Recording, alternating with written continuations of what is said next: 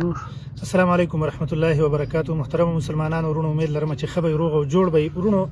ستاسو په علم کې دا چې د څو ورځو نه په سوشل میډیا باندې د ملکن د یونیورسيټي دا مسله چلیږي، مختلف قسمه پوسټونه، تفسیری لیکنې دا په سوشل میډیا باندې مخې ته راځي. ما غوښتل چې زم په دې باندې یو څو لنډې او مختصر شانتي کې خبرې وکم، خو زما دا خبرې به یوازې دغه سټوډنټانو ورونو ته، دغه مسلمانانو ورونو ته او دغه رنګې د اتن طرفدارانو ته د خپلې غلطۍ احساس ورکولي، فتوی به پکې نه وي. زه صرف او صرف هغوی ته د خپلې غلطۍ احساس په معقول انداز کې ورپه ګوته کول غواړم. ورونو، زما دا خبرې تر پایه پورې واورئ. دوی دا خبره کوي چې یاره دا ګناهونه خو نور هم په دې ټولنه کې کېږي، په دې معاشره کې کېږي، تاسو یوازې د اتڼ په خلاف باندې غږ پورته کو. نو زه د دې جواب په لنډو ټکو کې ورکوم چې ګورئ ورونو، اول نمبر ګناه په دوه قسمه باندې ده. یو انفرادي ګناه ده، یو اجتماعي ګناه ده. د انفرادي ګناه ځان له تاثر وي، د اجتماعي ګناه ځان له تاثر وي. دویم، یو د سرک او د مارکیټ ګناه ده، یو د یو مقدس ځای د تعلیمي ادارې ګناه ده. په دې دواړو کې فرق دی.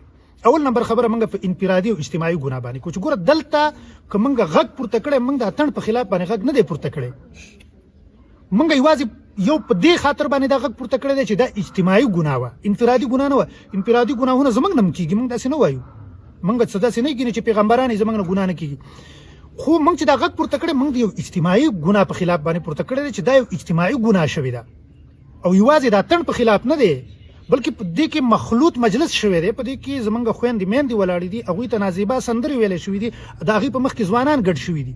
موږ د دې په خلاف باندې غږ پورته کړی دی. او دویم، تاسو ته ما ویلې چې یو د سرک او د مارکیټ ګناه او یو د تعلیمي ادارې ګناه. موږ چې غږ پورته کړی، په دې خاطر موږ پورته کړی چې د تعلیمي اداره کې داسې یو غیر مهذب مجلس شوی دی. موږ د دې په خلاف چې ګوره تعلیمي اداره یو خدا ځان له یو مقدس شی دی. ځکه ګوره تاسو په دې تعلیمي ادارو باندې لیکلي که نه، خیرکم من تعلم القرآن وعلم، رب زدني علما، طلب العلم، دغه رنګې الرحمن علم القرآن، اقرأ باسم ربك الذي خلق. دا تاسو په دې تعلیمي ادارو باندې لیکلي که نه، نو دا یو مقدس ځای دی. نو چې مقدس ځای دی، په دې کې دننه د زنانه او د جینکو په مخ کې، د سن پنازک په مخ کې هلکان ګډېدل، هغې ته نازیبا سندرې ویل او د جینکو ورته لاسونه پړقول، دا یو خلاف شریعت کار دی. دا معاشرې ته یو غلط تاثر ورکوي. دا تعلیمي اداره ده، د مسلمانانو اداره ده، زده کوونکي مسلمانان دي، ښوونکي مسلمانان دي، ټولنه مسلمانه ده. په دې کې زمونږ بچي تربیت حاصلوي. دا د تربیت مرکز دی، دا د زده کړو مرکز دی، دا د شخصیت سازۍ مرکز دی. موږ سره د خپل نوي نسل فکر دی، موږ سره د نوي نسل د راتلونکي فکر دی چې تاسو زمونږ د نوي نسل، د مسلمانانو د نوي نسل غلطه شخصیت سازي کوئ، غلطه ذهن سازي کوئ. تاسو په اجتماعي توګه چې تاسو دا کار وکړو، په تعلیمي اداره کې ورکو، تاسو زمونږ راتلونکي نسل یو غلط تاثر ورکو. موږ صرف او صرف په دې خاطر باندې په اجتماعي توګه باندې د دې کار په خلاف باندې غږ پورته کړی دی. دا چې په سرک او په مارکیټ کې نه دی شوی، بلکې دا په تعلیمي اداره کې شوی دی. بیا که تاسو وایئ چې یاره دا زمونږ کلتور دی، نو زه د دې خبرې وضاحت هم په لنډو ټکو کې کوم چې ګوره زمونږ او ستاسو دوه حیثیت دی، یو د مسلمان حیثیت دی، یو د پښتون حیثیت دی. که ته ځان ته مسلمان وې او دا دعوه کې چې زه مسلمان یم، نو اسلام تعالی د دې اجازت نه درکوي. دویم، که ته وایې چې زه مسلمان نه صحیح، حالانکه موږ ته مسلمانان ښکاري، زموږ ورونه یې، خو که ته وایې چې زه مسلمان نه یم، زه پښتون یم، نو چې ته پښتون یې، بیا دې د پلار نیکه نه تپوس وکړه. ستا پلار او نیکه زما وروره ستا نه ښه پښتانه دي، ته خپل پلار او نیکه نه تپوس وکړه چې بابا داسې یو کار کول چې زنانه ولاړې، جینکۍ ولاړې، زمونږ خویندې میندې ولاړې او ځوانان ورته ګډېږي، او داسې سندرې ورته وایي چې هغه سندرې په هغې کې د اخلاقو نه غورځېدلې ټکي. ایا دا زمونږ کلتور دی که نه؟ نو تا ته به د پلار ووایي چې نه بچې، دا زمونږ کلتور نه دی. زمونږ کلتور دا دی چې زمونږ د خور لور په مخ کې څوک ګډ شي، موږ یې دا سر ورو ټک ته وباسو. دا زمونږ کلتور دی. تا ته به د خپل پلار نیکه وایي چې بچی زمونږ دا کلتور دی چې موږ سره په ګاډي کې زنانه څوک ټیپ نشي لګولی. بچی زمونږ دا کلتور دی چې موږ سره زنانه په سفر باندې چېرته ځي، موږ ته کور کې وایو چې ګاډي کې به خبرې نه کوي او دلته لاسونه پړقوي. تا ته به ووایي چې بچی زمونږ دا کلتور دی چې زمونږ د کور مخې ته څوک په غلط نیت باندې ودرېږي، موږ یې دا سر ولو. دا زمونږ کلتور نه دی چې زمونږ د خویندو میندو په مخ کې د هلکان ګډېږي، بنګړې دي چې یو غیر مهذب سندرې دي د هغوی په مخ کې ویلی کېږي.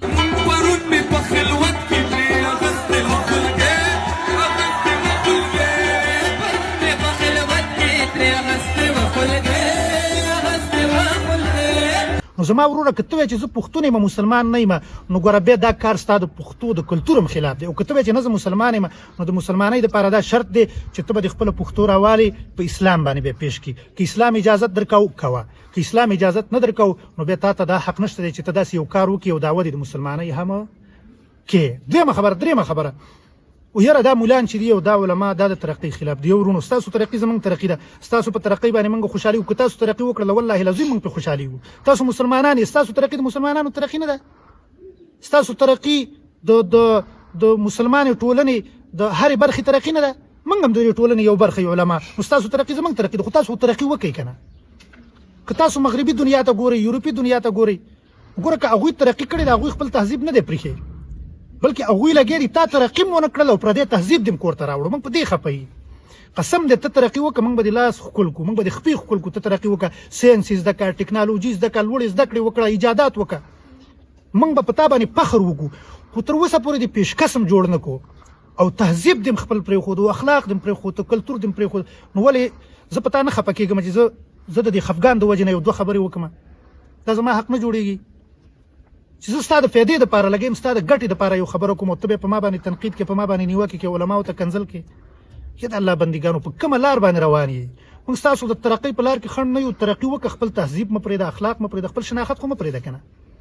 نو دا یو څو خبرې د نصیحت په توګه باندې، او دا یو قسم شبهه وه چې دوی په سوشل میډیا باندې چلوي چې دوی د نور ګناهونه کېږي، د هغې په خلاف کار نه کېږي، دوی غږ نه پورته کوي. نو تاسو ته ما د هغې وضاحت وکړو چې یو اجتماعي ګناه د هغې اثر ډېرې خطرناک، یو انفرادي ګناه، انفرادي ګناهونه زموږ نه م کېږي، یو د تعلیمي ادارې ګناه او په اجتماعي توګه باندې، او یو د سړک او د مارکیټ ګناه. نو دا ګناه چې کوم ده د دغه ګناه په نسبت باندې خطرناکه ده.